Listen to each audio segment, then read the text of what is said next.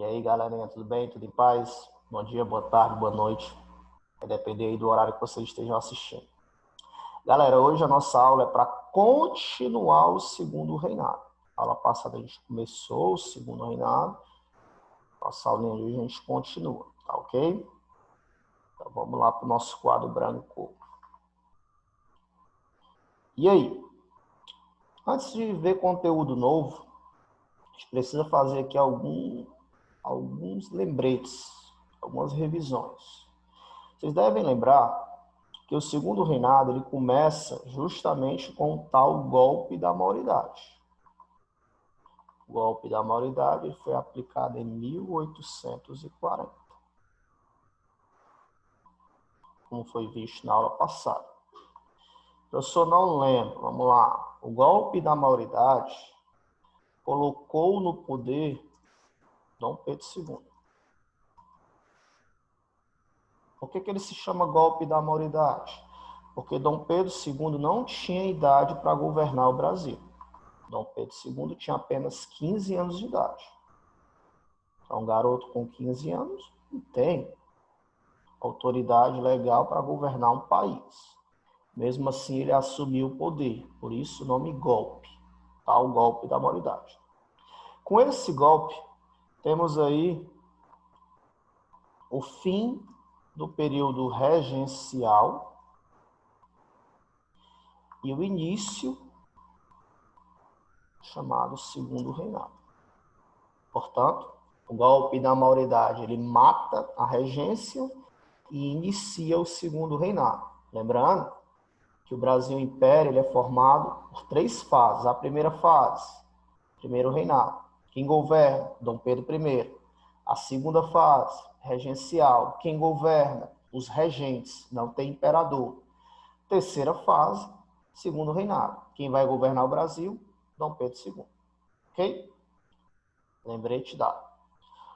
Uma outra observação, um outro lembrete que eu julgo importante, que foi falado também na aula passada, são os partidos políticos. No segundo reinado, basicamente, tem apenas 2, chamados liberal e o outro partido conservador. Esses são os 2 partidos políticos do segundo reinado. Eles são conhecidos, vou até colocar em maiúsculo para você não esquecer, como farinha do mesmo saco. Poxa, como assim? Eu posso perguntar em prova, liberal e conservador são considerados farinha do mesmo saco. Por qual motivo? Por que disso? Aí você tem que colocar, porque eles não apresentam projetos políticos diferentes. Em outras palavras, tanto faz ser um liberal como um conservador, você não consegue ver diferença. Tanto faz ser um como o outro, eles vão governar para quem? Para as elites. E vão excluir quem? O povão. Por isso, eu chamar de farinha do mesmo saco. Porque eles não conseguem apresentar projetos políticos diferentes. Tranquilo? De boa? Fácil demais, né? Os ciclos econômicos. Aqui já não foi visto na aula passada. Então, presta atenção. O Brasil, ele historicamente, ele é um país que vive de um produto econômico, ou vivia de um produto econômico. O primeiro produto que sustentou o Brasil foi justamente o pau-brasil, por isso o nome Brasil. O pau-brasil, ele é um período período colonial, chamado período colonial. E aí, o pau-brasil, ele domina a nossa economia no início do século XVI. O segundo produto que sustenta o Brasil vai ser o ouro branco, o açúcar. O açúcar também é do período colonial. Ele domina o Brasil no século XVI e século XVII. O segundo produto vai ser a mineração, basicamente o ouro, também do período colonial. E aí é um produto que domina a nossa economia o século XVIII. E temos aí o quarto produto, o café. O café já não é mais no período colonial. O Brasil não pertence mais a Portugal. Estamos aí no chamado Império. Mais precisamente do segundo reinado. Lembrando que a produção de café ainda começa no período regencial. Ela só ganha força no segundo reinado. E aí o café domina a nossa economia século XIX e século XX. Tranquilo? Portanto, eu posso aí afirmar que no segundo reinado nós temos uma economia agrária. O que é uma economia agrária? É uma economia que vive em função da terra, da agricultura. Lembrando que o principal produto é justamente o café. Mas cuidado, apesar de ter uma economia agrária, tem esse destaque aí que você não pode esquecer. A tal da Era Mauá. Como assim? A Era Mauá, ela foi graças a Irineu Evangelista de Souza. Quem era Irineu Evangelista de Souza? Ele era conhecido como Barão de Mauá.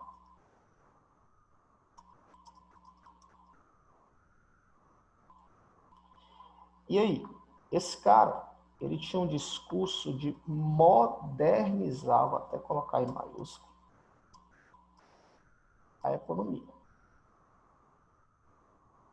O que seria modernizar a economia? Transformar a economia brasileira numa economia do modelo europeu. O que seria o modelo europeu? O Brasil teria que deixar de ser um país agrário e passar a ser um país industrial. Em outras palavras, modernizar a economia seria industrializar o Brasil. Deu certo, professor? Deu não. O Brasil não conseguiu a sua indústria. Nesse momento, não. Fracassou.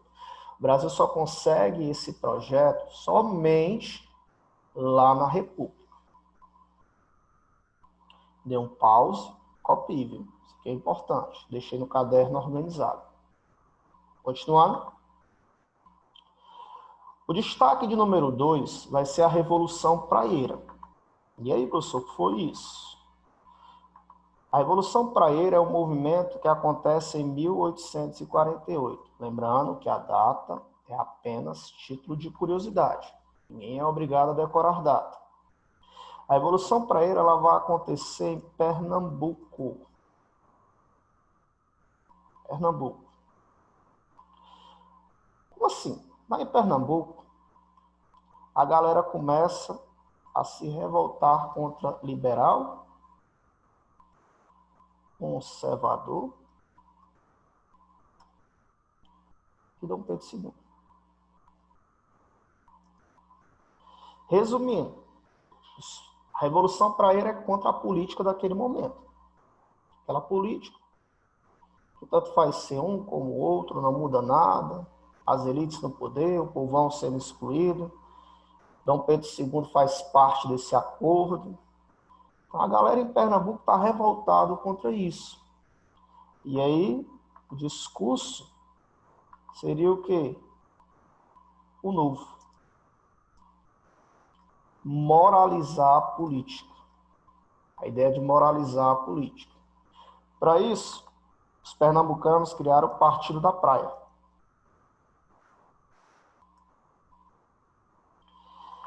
Esse partido ele tem as suas ideias propagadas, divulgadas em um jornal. Jornal Diário Novo. Olha aí, ó, por que o nome Revolução Praieira? Por que o nome Partido da Praia? Por causa da localização do jornal. O jornal estava localizado na Rua da Praia, lá em Recife. Por isso, o nome.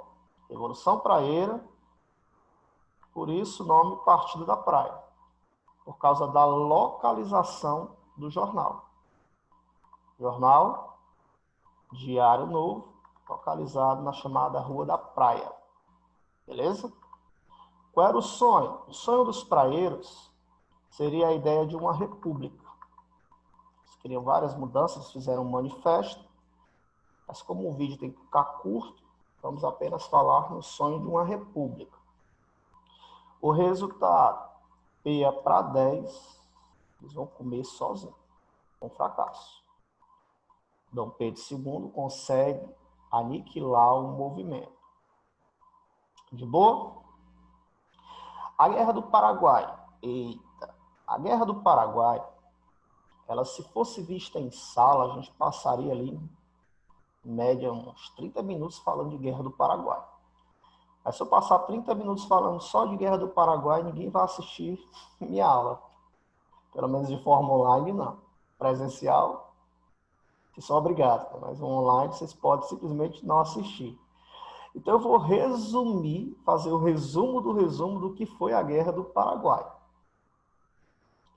Professor, ainda bem.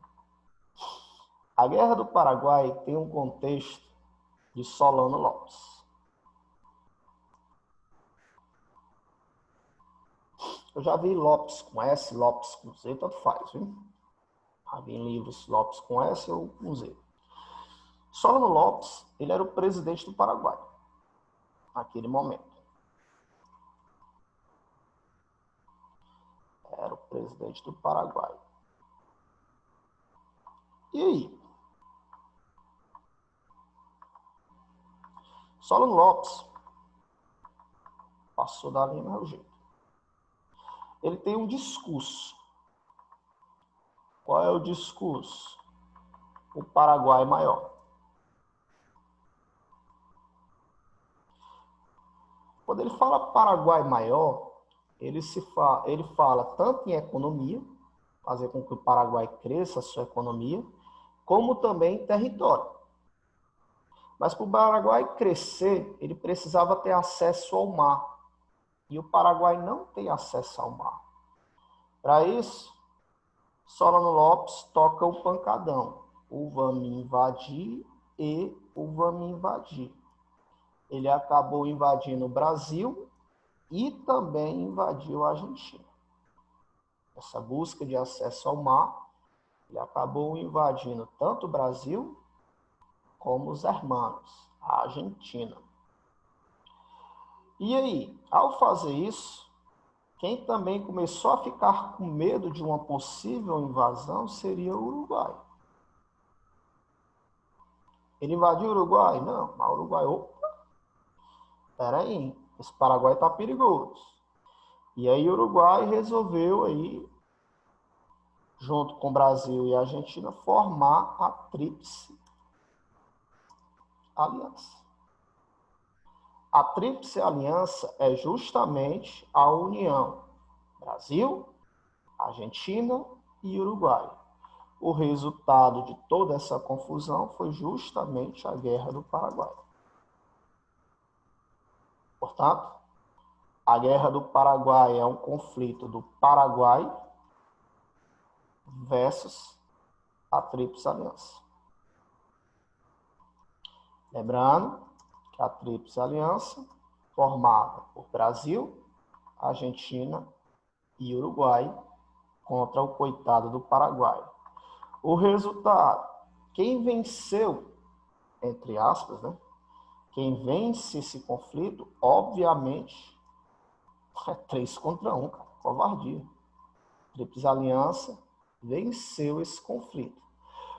Por que eu coloco entre aspas? Porque se você for analisar, ao final dessa guerra, todo mundo perdeu. Numa guerra, todo mundo perde. O Paraguai foi destruído. Até hoje, quando você quer dizer que um produto não presta, você diz que esse produto é da onde? Do Paraguai. Isso é reflexo lá da Guerra do Paraguai. E aí, o que foi que Brasil e Argentina e Uruguai ganhou com essa guerra? Uma dívida. Dívida com quem? Com a Inglaterra. Esses países tinham condição de entrar em guerra? Não. E aí quem financiou a guerra? A Inglaterra. Então, ao final, o que é que eles ganharam? Uma conta enorme para pagar. Então, por isso que é uma vitória entre aspas, viu? Que eles vão ganhar uma dívida com a nação inglesa. As consequências dessa guerra para o Brasil.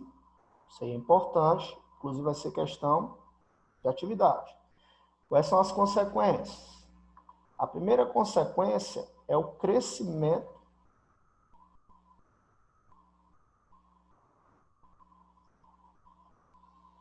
de um ideal republicano. Como assim? Os nossos militares começaram a ter contatos, tanto com pessoas do Paraguai, como pessoas do Uruguai, como pessoas da Argentina. E aí todos esses países são repúblicas. E aí eles começam a perguntar por que todo mundo é república, só o Brasil que é império. Então o sentimento de república vai crescer muito no Brasil com essa guerra, ao final dessa guerra. E um outro crescimento aqui no Brasil é o crescimento dos militares, a força dos militares. Pessoal, o resultado de tudo isso, desse crescimento da República, desse crescimento militar, aí vocês vão ver a nossa próxima aula, beleza? Próxima aula a gente conclui o segundo reinado e vocês vão ver o que é que vai dar isso aí. Crescimento da República com crescimento dos militares em solo brasileiro. Beleza? Espero que tenham gostado. Muito obrigado pela atenção de vocês. Fique com Deus. Cheiro no coração. E até a próxima. Tchau, tchau.